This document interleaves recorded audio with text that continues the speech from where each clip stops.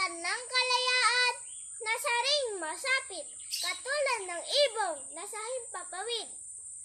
Pagkat ang salita'y isang kahatulan sa bayan, sa nayon, mga kaharian, at ang isang tao'y katulad kabagay ng alinmang likha noong kalayaan.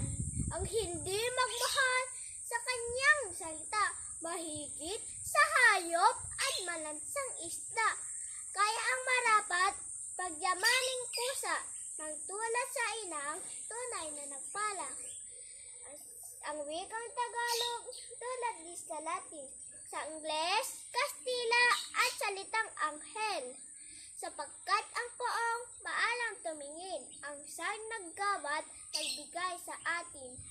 Ang salita natin, huwad din sa iba, na may albabeto at siriling letra, na kaya nawalay dinahnan ng sigma, ang lunday sa lawa noong dakong una.